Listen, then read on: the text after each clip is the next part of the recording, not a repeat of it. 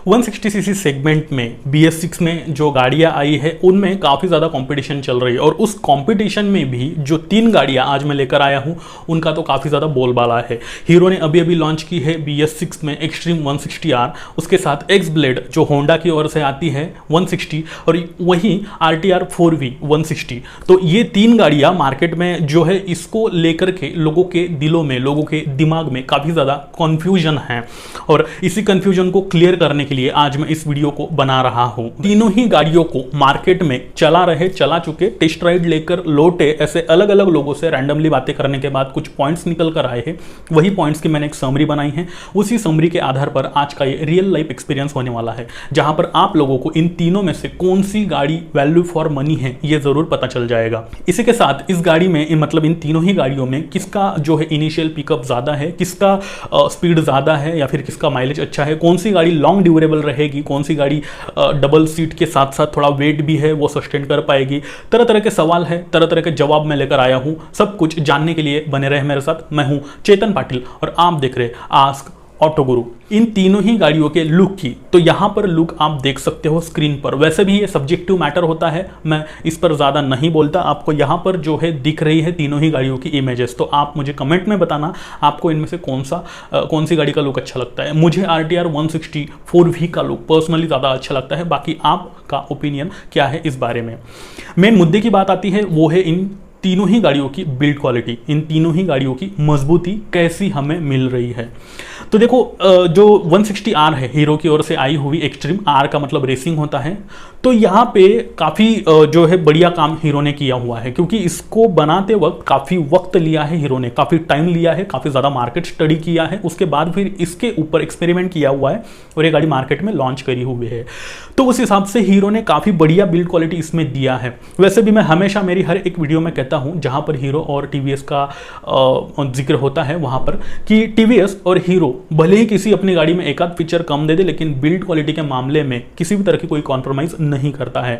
तो RTR 160 में भी आपको यही सीन देखने को मिलता है। दोनों ही गाड़ियों की जो बिल्ड क्वालिटी है काफ़ी अच्छी है, जो चेसिस है वो मजबूत है, स्विचेस की क्वालिटी, हेडलाइट की quality, rear mudguard, front mudguard, seat की क्वालिटी, अगल बगल जो प्लास्टिक पैड्स लगे हुए हैं, प्लास्टिक पैनल्स लगे हुए हैं, फैब्रिक मटेरियल, सब कुछ बेहतरीन आपको इन दोनों ही गाड़ियों में मिलता है। एक्स ब्लेड की तो मैं बात ही नहीं करूंगा, आफ्टर ऑल होंडा की गाड़ी है और होंडा अपनी सभी गाड़ियों में अच्छी बिल्ड क्वालिटी प्रोवाइड करता है, तो वही नज़ारा आपको यहां पर भी देखने को मिल रहा है। आइए बढ़ते हैं आगे और बात कर लेते हैं इन तीनों ही गाड़ियों के हैंडलिंग की। हैंडलिंग में सबसे पहला पॉइंट हम देखते हैं कर्व वेट, क्योंकि बॉडी टू वेट रेशो किस तरह से मेंटेन किया गया है किस गाड़ी में, यह जानना बहुत जरूरी है, क्योंकि हाईवे पर यही चीज काम आती है। एक्सट्रीम 138 kg जो इसका कर्व वेट है, RTR का 149 kg है और वही एक्स ब्लेड का 144 kg है। सबसे ज्यादा वेट अगर देखा जाए तो RTR का है 149 kg।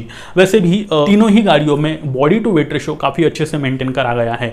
एक्सट्रीम का 138 kg है, तो इसका जो प्रभाव है हाईवे पर आपको दिखता ही है, जो कि हम आगे बात करने ही वाले हैं। एक्स ब्लेड और RTR कहीं ना कहीं सिमिलर परफॉर्मेंस जो है प्रोवाइड कर देती है। रोड स्टेबिलिटी जो है इन दोनों ही गाड़ियों की लगभग सिमिलर है, 19-20 का फर्क है।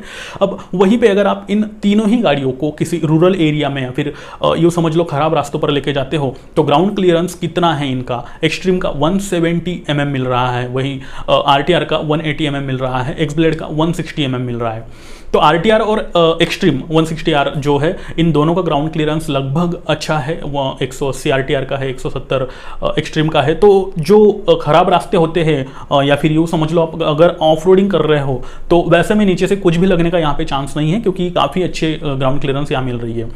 एक्स ब्लेड का 160 mm है, 155 लगभग स्कूटर्स में ही होता है। वैसे 160 mm ये काफ़ी कम है ऐसा नहीं है, लेकिन बहुत ही ज़्यादा अगर खराब रास्तों पर आप ऑफ रोडिंग करना चाहोगे तो एक्स ब्लेड में आपको थोड़ी सी दिक्कतें आ सकती है, नीचे से कुछ ना कुछ हिट हो सकता है। वही जो एक्सट्रीम है उसका जो व्हील बेस है 1327 mm मिल रहा है, RTR का 1357 mm मिल रहा है, एक्स ब्लेड का 1347 mm मिल रहा है। सबसे कम एक्सट्रीम का है। व्हील बेस जितना कम होता है उतना गाड़ी जो है टर्निंग रेडियस अच्छा होता है और उस हिसाब से कम जगह में वो घूम भी जाती है, तो सिटी राइडिंग के लिए ये चीज़ काफ़ी हेल्पफुल हो जाती है। ऐसे में वैसे अगर देखा जाए तो तीनों ही गाड़ियों की सिटी राइडिंग ज़्यादा हेडेक करने वाली नहीं है, अच्छी ही है। आप सिटी में भी तीनों ही गाड़ियों को अच्छे से चला सकते हो। जो RTR है उसका सीटिंग पोजीशन थोड़ा सा कंफर्टेबल लगता है सिटी में। बाकी एक्सट्रीम का थोड़ा सा झुका हुआ है, एक्स ब्लेड का भी कुछ हद तक वैसा ही है। अब अगर आप लंबी ट्रैफिक में फंसे हो और बार बार आपको ब्रेक लगाना पड़ रहा है, गाड़ी जो है एक्सलेटर देना पड़ रहा है, ब्रेक लगाना पड़ रहा है, एक्सलेटर देना पड़ रहा है, चलना पड़ रहा है, गियर जो है आपको बार बार उतारना पड़ रहा है, तो ये ट्रैफिक में ऐसी प्रक्रिया अक्सर होते रहती है, ये प्रोसेस होते रहती है। तो ऐसे में आपको हाथों पे यहाँ पर एक 1.5-2 घंटे के बाद दोनों गाड़ियों पर दिक्कतें आ सकती है। वैसे आरटीआर पर भी आती है लेकिन उसका रेशो थोड़ा सा कम है, तो सिटी राइड में कहीं ना कहीं हेल्पफुल है ये चीज़। वही अगर इनिशियल पिकअप की बात कर ली जाए, क्योंकि सिटी में इनिशियल पिकअप भी काफ़ी ज़्यादा इंपॉर्टेंट होता है, तो यहाँ पर मैं रैंक बता सकता हूँ। वैसे अगर आप इंडिविजुअली तीनों ही गाड़ियों को चलाओगे और पिकअप मेजर करोगे, महसूस करोगे, तो आपको इतना ज़्यादा फर्क महसूस नहीं होगा, क्योंकि तीनों ही गाड़ियों का 19-20 के फर्क से आगे पीछे होता है। मैंने पहले ही कहा हीरो ने एक्सट्रीम में काफ़ी अच्छा काम किया हुआ है, काफ़ी ध्यान लगा करके इसे बनाया गया है। और ये सच्चाई भी है कि हीरो की हायर सेगमेंट की गाड़ियां ज़्यादा नहीं चलती है। 100-110 सीसी सेगमेंट में ये आज भी किंग है, 125 सीसी तक भी इसकी गाड़ियां अच्छे से बेची जाती है, लेकिन 150-160 सेगमेंट में, उसके ऊपर 200 सेगमेंट में जो गाड़ियां आती है वो कहीं ना कहीं इतना ज़्यादा पॉपुलैरिटी नहीं कमा पाती है। इसका कुछ अलग ही रीज़न हो सकता है, लेकिन एक्सट्रीम का यहाँ पर पिकअप अच्छा मिला हुआ है। आरटीआर में और एक्सट्रीम में कई बार हम लोग कंफ्यूज हुए कि इसका पिकअप अच्छा है, तो यहाँ पर दोनों ही गाड़ियों का बेहतरीन है। होंडा का कहीं ना कहीं बीच में आ जाता है इन दोनों गाड़ियों के, मतलब एक्स ब्लेड का।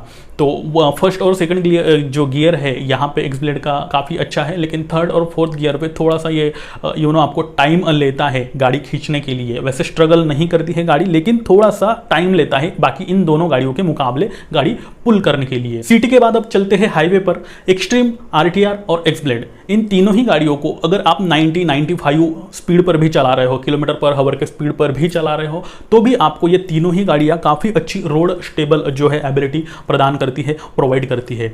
हिलती नहीं है, बड़े से बड़ा हवा का झोंका आ जाए या फिर बाजू से ट्रक गुजर जाए या फिर बारिश के दिन होते हैं और हवा आड़ी टेढ़ी चलती रहती है, तो ऐसे में गाड़ी जो अपना बैलेंस है वो खोते रहता है, डिसबैलेंस होते रहती है, लहराने लग जाती है, उस टाइप का कुछ। तो वो वाली चीज़ें इन तीनों ही गाड़ियों पर नहीं होती है। लेकिन आरटीआर 95 या फिर 100 के आसपास थोड़ा सा अनकंफर्टेबल फील होने लग जाती है, राइडर का जो कॉन्फिडेंस है वो कहीं ना कहीं लूज होने लग जाता है। एक्सट्रीम 110-112 किलोमीटर तक आराम से गई हुई है, वहां पर भी ये कहीं ना कहीं कंफर्टेबल फील होती है, और वही सीन आपका एक्स ब्लेड का भी है। ये गाड़ी भी 100+ आराम से क्रॉस कर लेती है, आरटीआर भी कर लेती है, लेकिन कहीं ना कहीं जैसे मैंने कहा थोड़ा सा प्रॉब्लम आपको क्रिएट हो सकता है। वही हाई स्पीड पर तीनों ही गाड़ियों की कॉर्नरिंग आपको अच्छे से सस्टेन कर लेगी, यहां पर भी कोई नाराजगी आपको महसूस नहीं होने वाली।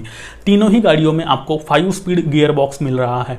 अब यहां पर एक्स ब्लेड का जो गियर बॉक्स है वो सेकंड थर्ड गियर में थोड़ा सा अटकता है। अगर आपने थ्रोटल घुमाया हुआ है, गाड़ी चल रही है और क्लच दबा करके आप गियर लगाते हो तो खट करके थोड़ा सा आवाज आता है। अब ये भी कुछ ही लोगों को महसूस हुआ है। मैंने पहले ही कहा कि ये मार्केट रिव्यू है, अलग अलग लोगों से बातें करके कुछ पॉइंट्स कलेक्ट करे हुए हैं, तो उसमें कुछ लोगों को ऐसा महसूस हुआ है कि ये गियर कहीं ना कहीं थर्ड फोर्थ में खटक करके आवाज आती है, अटकता है कहीं ना कहीं, बाद में वो स्मूथ भी हो जाता है, कुछ टाइम अटकता है, कुछ टाइम के बाद फिर स्मूथ होता है। तो ये कहीं ना कहीं क्रिएटिविटी इसमें अभी भी है, क्रिएटिविटी मतलब प्रॉब्लम है। अब आरटीआर का गियर बॉक्स काफ़ी स्मूथ है, यहाँ पर आपको कभी भी कोई प्रॉब्लम नहीं आती है, अभी तो नहीं आ रही है, फ्यूचर का मैं नहीं बता सकता। अब सेम चीज़ आपको एक्सट्रीम की भी मिलती है, यहाँ पर भी 5 स्पीड गियर बॉक्स मिल रहा है, ये भी थोड़ा सा स्टक है, थोड़ा सा अटकता है। अब ये बहुत ज़्यादा अटकता है, एक्सट्रीम एक्स ब्लेड के मुकाबले ऐसा नहीं है, लेकिन थोड़ा सा कहीं ना कहीं आपको यहाँ पर थर्ड फोर्थ गियर के बाद जब आप शिफ्ट करते हो वहाँ पे दिक्कतें आ सकती है। वही जब आप इन चारों ही गाड़ियों को हाईवे पर चला रहे हो या फिर यूँ समझ लो किसी बड़ी चढ़ान पर चढ़ा रहे हो, गाड़ी पर वेट है, आप भी बैठे हो, पिलियन भी बैठा है और कुछ हद तक थोड़ा बहुत सामान भी है, बैग वगैरह कुछ भी हो सकता है, तो ऐसे में अगर आप इन तीनों ही गाड़ियों को किसी एक चढ़ान पर चढ़ा रहे हो जो कि 1.5-2 किलोमीटर तक की लंबी है और 65-70 का स्पीड है, चल रही है गाड़ी, चल रही है तीनों ही गाड़ियां, तो ऐसे में जो पुलिंग पावर है यानी कि जो गाड़ी को खींचने की ताकत है आरटीआर की सबसे ज्यादा है, अच्छी है। ये कहीं भी स्ट्रगल नहीं करती है या फिर रिवर्स हो रही है ऐसा नहीं होता है, या फिर पूरी चढ़ान चढ़े तक आपको ऐसा महसूस नहीं होता है कि गियर उतारना पड़ेगा और वापस से थ्रोटल घुमाना पड़ेगा, ये वाली चीज आरटीआर में नहीं होती है। एक्सट्रीम में ये चीज थोड़ी सी देखी गई है, थर्ड और फोर्थ गियर के बाद कहीं ना कहीं पुल करने में ये स्ट्रगल करती है, थ्रोटल थोड़ा सा एक्स्ट्रा घुमाना पड़ता है, तब जाकर ये वेट के साथ, अकेला बंदा है तो आराम से चढ़ जाती है, यहाँ पर कोई प्रॉब्लम नहीं है, लेकिन गाड़ी पर 2 हट्टे कट्टे बंदे बैठे हैं तो स्ट्रगल करती है खींचने में। अब थोड़ी बहुत सीन वही कहानी दोहराता है एक्स ब्लेड भी, फर्स्ट और सेकंड में चल जाती है अच्छे से, थर्ड में थोड़ा सा जो मैंने जैसे कहा, अगर थ्रोटल घुमाया हुआ है आपने, तो जिस तरह से गाड़ी पूरा ऐसा एकदम स्पीड में उड़ जानी चाहिए वैसा नहीं उड़ता है। धीरे धीरे पावर का सप्लाई इंजन को होता है और फिर वो इंजन उस तरह से वो धीरे धीरे जो है चढ़ाती है ऊपर। बाकी अक्सर गाड़ियों में देखते हैं हम, जैसे पल्सर है, उसमें सेकंड थर्ड गियर पर जितना जोर से अपन ने थ्रोटल घुमा दिया उतनी जोर से गाड़ी निकल पड़ती है, तो वो वाली चीज़ यहाँ पर नहीं देखने को मिलती है एक्स ब्लेड में खास तौर पर। इन तीनों ही गाड़ियों की हैंडलिंग को और भी बेहतर बनाते हैं इनके ट्यूबलेस टायर्स। तीनों में ही आपको रेडियल टायर मिल रहे हैं। एक्सट्रीम और एक्स ब्लेड में लगभग सिमिलर टायर्स आपको मिल रहे हैं। फ्रंट में 100/80 सेक्शन के 17 इंचेस के और रियर में 130/70 सेक्शन के 17 इंचेस के टायर आपको मिल रहे हैं। लेकिन आरटीआर में आपको फ्रंट में 90/90 सेक्शन के और रियर में 130/70 सेक्शन के 17 इंचेस के टायर्स मिल रहे हैं। और यही एक फर्क है कि आरटीआर की हैंडलिंग बाकी इन दोनों गाड़ियों से थोड़ी सी अच्छी आपको दिख सकती है। वैसे हैंडलिंग थोड़ी बहुत फर्क है यानी इन तीनों में अगर रियल लाइफ में देखा जाए तो, और वो रीजन ये भी एक हो सकता है टायर्स का। इन तीनों का ही इंजन कैसा है, कितना पावर, कितना टॉर्क जनरेट करता है, कितना वाइब्रेशन या फिर स्पीड जो भी है क्या यहां पर महसूस होता है।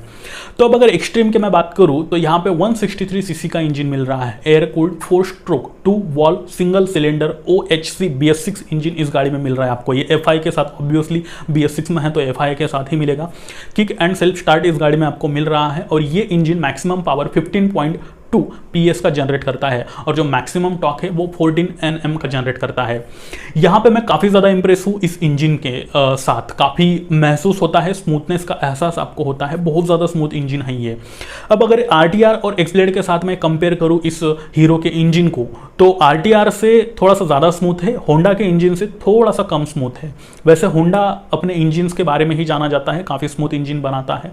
तो कहीं ना कहीं आपको होंडा और जो एक्सट्रीम है, एक्सब्लेड और एक्सट्रीम, इन दोनों में कंफ्यूजन हो सकता है कि किसका ज़्यादा स्मूथ है। तो यहाँ पे 19-20 की कहानी है। काफ़ी स्मूथ इंजन आपकी बार यहाँ पर मिल रहा है। 70, 80, 85 तक भी ये गाड़ी के इंजन में किसी भी तरह का वाइब्रेशन महसूस नहीं होता है। काफ़ी स्मूथ आपको ये एहसास दिलाता है और ना ही किसी तरह का नॉइस अंदर बज रहा है कुछ, इस तरह की कोई चीज़ें महसूस नहीं होती है। आरटीआर में आपको 159.7 सीसी ऑयल कूल्ड 4 वॉल, अब ये 4 वॉल इंजन है, वो 2 वॉल था। 4 stroke single cylinder BS6 engine मिल रहा है। यहाँ पर भी आपको FI मिल रहा है। यहाँ पर सिर्फ सेल्फ स्टार्ट आपको मिल रही है, किक का ऑप्शन नहीं है। मैक्सिमम पावर 16.202 PS का जो है ये जनरेट करता है और मैक्सिमम टॉर्क 14.12 Nm का जनरेट करता है। ये ज़्यादा पावर और ज़्यादा टॉर्क है इस गाड़ी में। और वहीं जैसे मैंने कहा कि ये स्ट्रगल नहीं करती है, चढ़ान पर भी आराम से चढ़ जाती है, तो उस हिसाब से इसके इंजन में वो ताकत है। स्मूथ इंजन है इसका भी, इस पर भी किसी भी तरह के कोई वाइब्रेशन महसूस नहीं होते हैं। जब आप 90 क्रॉस कर लेते हो स्पीड में हाईवे पर, तो आपको फुट रेस्ट पर थोड़े से वाइब्रेशन महसूस होते हैं। हैंडल तक कभी कभार आते हैं, कभी कभार ये नहीं आते हैं। पिलियन को थोड़े से महसूस होते हैं, जो ग्रैब रिल है उसका पकड़ने का, पिलियन का, वहां पर भी थोड़े से वाइब्रेशंस महसूस होते हैं, लेकिन ये रियर केसेस में है। वही एक्सब्लेड में आपको 162.71 सीसी का air cooled 4 stroke single cylinder BS6 engine मिल रहा है। यहां पर भी आपको FI मिल रहा है। इसमें जो मैक्सिमम पावर है वो 13.8 PS की ये जनरेट करता है, मैक्सिमम टॉर्क 14.7 Nm की जनरेट करता है। इस गाड़ी में भी आपको किक एंड सेल्फ स्टार्ट जो है ऑप्शन मिल जाता है। इसका तो इंजन स्मूथ है ही है, आफ्टर ऑल होंडा के इंजन होते ही स्मूथ है। 95 तक भी यहाँ पर किसी भी तरह के इंजन में वाइब्रेशन या फिर किसी भी तरह का कोई अजीब सा नॉइस जो होता है वो महसूस नहीं होता है। वही एक्सट्रीम में आपको 790 mm की सीट हाइट मिल रही है। सीट तीनों ही गाड़ियों की काफ़ी सॉफ्ट है, स्मूथ है, राइडर के लिए भी और पिलियन के लिए भी। अब पिलियन के लिए आरटीआर पर थोड़ा सा दिक्कतें आ सकती है, क्योंकि लंबी राइड में अक्सर इसकी जो ब्रेकिंग है वो काफ़ी एग्रेसिव है। तो ऐसे में जो पिलियन होता है वो आपके कंधों पे, यहाँ पे पीठ पे उसका वेट आता है। अगर वो कुछ इस तरह से बैठा है, पोजीशन होती है राइडर पिलियन की, तो जो पोजीशन दी गई है उस पर कहीं ना कहीं घुटनों में उसके दर्द हो सकता है। एक्सब्लेड पर भी वही कहानी है, जो कि राइडर के लिए तो ठीक है, लेकिन पिलियन के लिए थोड़ी सी ज़्यादा दिक्कतें यहाँ पर क्रिएट हो जाती है। एक 90-100 किलोमीटर के बाद पिलियन दोनों ही गाड़ियों पर इतना कंफर्टेबली नहीं बैठ पाता। वो फायदा एक्सट्रीम में है। एक्सट्रीम का सीट इतना ज़्यादा कंफर्टेबल तो नहीं है पिलियन के लिए, लेकिन फिर भी वहाँ पर पिलियन कुछ हद तक स्ट्रेट बैठ सकता है। राइडर जो है वो भले ही थोड़ा झुक के बैठे, लेकिन उसकी सीट थोड़ी सी कर्व नहीं है दोनों के मुकाबले, इन दोनों के मुकाबले जो गाड़ियां मैंने बताई आरटीआर और एक्सब्लेड, तो कर्व है इसका ज़्यादा नहीं है। तो ये चीज़ है, उस वजह से जो पिलियन है वो कुछ हद तक रिलैक्स हो सकता है पीछे, तो वो फायदा यहाँ पे मिलता है। अब हाइट की अगर बात कर लो तो एक्सट्रीम में 790 mm की हाइट मिल रही है, आरटीआर में 800 और एक्स ब्लेड में 795 mm की सीट हाइट मिल रही है। तीनों ही गाड़ियों पर 5.4 फीट के ऊपर के बंदे बैठ करके आराम से चला सकते हैं। उसके नीचे आपकी हाइट है तो आपको ये गाड़ी चलाने में दिक्कतें आएगी। अब अगर इसके ऊपर है तो फिर बात ही अलग है। अब मैं कंफर्टेबल एबिलिटी की बात कर ही रहा हूं तो आइए सस्पेंशंस की और भी एक नजर डाल लेते हैं। एक्सट्रीम में आपको फ्रंट में टेलीस्कोपिक और रियर में 7 स्टेप मोनोशॉक एडजस्टेबल सस्पेंशंस मिल रहे हैं। आरटीआर के फ्रंट में टेलीस्कोपिक, रियर में मोनोशॉक, और एक्स ब्लेड में फ्रंट में टेलीस्कोपिक, रियर में हाइड्रोलिक मोनोशॉक सस्पेंशंस मिल रहे हैं। तीनों के मुकाबले आरटीआर थोड़ा सा अच्छा सस्टेन कर लेती है सस्पेंशंस के मामले में। आइए बढ़ते हैं आगे, और एक्सट्रीम में आपको डिस्क के साथ ड्रम वेरिएंट भी अवेलेबल हो जाता है, यानी कि 2 वेरिएंट है इसके। सिंगल चैनल एबीएस इसमें आपको मिल जाता है। अब ये काफी अच्छा काम करता है। एक्सट्रीम जो ब्रेकिंग है इसकी डिसेंट है, हाई स्पीड पर भी अच्छे से कंट्रोल कर लेती है आपको। एक्स ब्लेड में आपको सिंगल डिस्क और डबल डिस्क 2 वेरिएंट मिल जाते हैं, वही है। यहां पर भी आपको सिंगल चैनल एबीएस मिल रहा है। 80-90 के स्पीड पर भी आपको अच्छे से कंट्रोल कर लेती है ये गाड़ी। वही आरटीआर का ब्रेकिंग भी यहां पर बुरा नहीं है। ड्रम एंड डिस्क 2 वेरिएंट यहां पर मिल रहे हैं। यहां पर भी सिंगल चैनल एबीएस मिल रहा है, लेकिन यहां पर आरटीआर में आपको ड्रम एंड डिस्क 2 वेरिएंट मिल रहे हैं। यहां पर भी सिंगल चैनल एबीएस मिल रहा है। अब दोनों के मुकाबले इस गाड़ी की ब्रेकिंग कुछ हद तक अच्छी है मतलब आपको अगर पावर जो है इसकी अच्छी है, काफ़ी एग्रेसिव बाइट है आरटीआर की इन दोनों के मुकाबले। रियर ब्रेक भी इसका काफ़ी अच्छा है और स्पीड में भी आपको अच्छे से कंट्रोल कर लेगी। इन तीनों ही गाड़ियों में एलईडी हेडलैम्प मिल रहा है। अगर डार्क नाइट में भी आप निकलते हो तीनों ही गाड़ियां लेकर के तो आपको कोई भी गाड़ी कम या फिर ज़्यादा महसूस नहीं होने वाली। तीनों का जो फोकस है काफ़ी इंप्रेसिव लगा हुआ है। तीनों ही गाड़ियों में 12 लीटर तक का फ्यूल टैंक कैपेसिटी आपको मिल जाता है और तीनों का ही माइलेज 45 से लेकर 50 के बीच में, एक एजम्पशन है, इतना आपको मिल जाता है। वैसे भी माइलेज हमेशा डिपेंड करता है आप लोगों के राइडिंग स्किल पे, तो अलग अलग लोगों को अलग अलग मिला हुआ है। अब अगर मैं एक शोरूम के हिसाब से प्राइस की बात करूं, क्योंकि प्राइस भी अलग अलग जगह पे अलग अलग होती है, मुंबई, दिल्ली, चेन्नई, कोलकाता, हर जगह, मैं यहां पर एक टेंटेटिव आइडिया आपको दे रहा हूं। ये एक शोरूम प्राइस में बता रहा हूं। एक्सट्रीम 1 लाख से लेके 1,05,000, 1,10,000 तक की इसकी प्राइस जा सकती है। आरटीआर की लगभग 1 लाख के करीब आपको एक शोरूम प्राइस मिल जाएगी। एक्स ब्लेड का 1,10,000, 1,15,000 के आसपास की इसकी एक्स शोरूम प्राइस है। आप आपके नजदीकी शोरूम पर जाकर इसकी ऑन रोड प्राइस कितनी है वो पूछ सकते हो। अब यहां तक तो चलो ठीक है सब, लेकिन आगे अगर आपको इन तीनों में से कोई गाड़ी खरीदनी है तो सबसे पहले देखा जाता है कि सर्विस नेटवर्क या फिर पार्ट अवेलेबिलिटी, स्पेयर पार्ट जिसे हम कहते हैं, वो अवेलेबिलिटी कौन सी गाड़ी की ज्यादा है। क्योंकि होंडा है, टीवीएस है और हीरो है, तीनों के सर्विस नेटवर्क कैसे स्ट्रांग है, आफ्टर मार्केट सर्विस कितनी स्ट्रांग है, तो वो चीज़ें भी देखी जाती है। तो सबसे पहले अगर मैं बात करूं एक्सट्रीम की, तो ये तो भाई नई गाड़ी है। रूरल एरियाज में या फिर बीच हाईवे में इसके स्पेयर पार्ट मिलना थोड़ा सा मुश्किल नज़र आता है। और अगर सिटी में आप रहते हो, सिटी में ही यूज़ है, तो हाँ यहाँ पर आपको कोई भी दिक्कत नहीं आने वाली, क्योंकि हीरो के शोरूम सिटी में जगह जगह अवेलेबल हो जाते हैं। RTR 164V ये काफ़ी पुरानी गाड़ी है, इसके जनरेशन्स चेंज होते आ रहे हैं, तो इसके स्पेयर पार्ट आपको मैक्सिमम जगह पे अवेलेबल हो सकते हैं। आधी रात में भी आपकी गाड़ी हाईवे पर भी बंद हो जाती है, कहीं पे आपने किसी मैकेनिक को फ़ोन करके बुला भी लिया पास के, तो भी उसके पास वो स्पेयर पार्ट जो भी है अवेलेबल हो सकते हैं। अब एक्स ब्लेड ऐसी गाड़ी है जो सिटी राइडर्स के लिए या फिर हाईवे राइडर्स के लिए ये बनी हुई है। रूरल एरियाज में इसका नेटवर्क इतना स्ट्रांग नहीं है।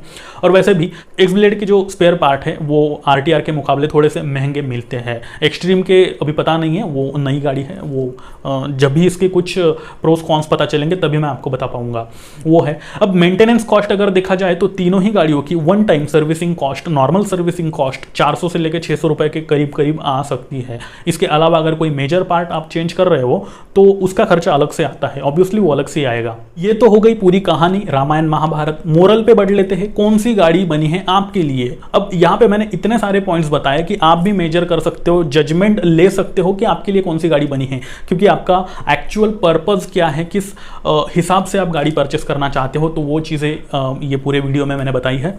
फिर भी अगर ये सवाल मुझसे पूछा जाए तो मैं पर्सनली आरटीआर खरीदूं। क्यों? क्योंकि मुझे इसका लुक पसंद है, इसके स्पेयर पार्ट्स सस्ते मिलते हैं थोड़े से दोनों के मुकाबले, और दोनों के मुकाबले मतलब मैं हीरो की बात नहीं कर रहा हूँ, एक्सट्रीम अभी अभी आई हुई है मार्केट में, इसके स्पेयर पार्ट्स की क्या कीमत है अभी तक पता नहीं है, तो मैं एज्यूम करके चल रहा हूँ कि कहीं ना कहीं नियर अबाउट ही रहे आरटीआर के, तो वो चीज़ है।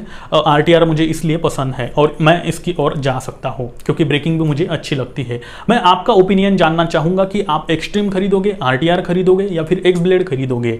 और क्यों खरीदोगे, क्या रीज़न है, तो आप मुझे कमेंट में ये चीज़ ज़रूर बताना।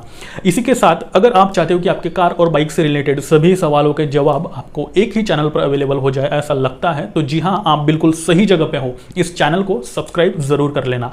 साथ ही साथ अगर आपने अभी भी मुझे इंस्टा और ट्विटर पर फॉलो नहीं कर रखा है तो उसकी भी लिंक मैंने नीचे डिस्क्रिप्शन में दे रखी है, आप वहां पर जाकर मुझे फॉलो कर सकते हो और आपके सवाल पूछ सकते हो, क्योंकि वहां पर भी मैं आपके जवाब देते आया हूं और देता रहूंगा।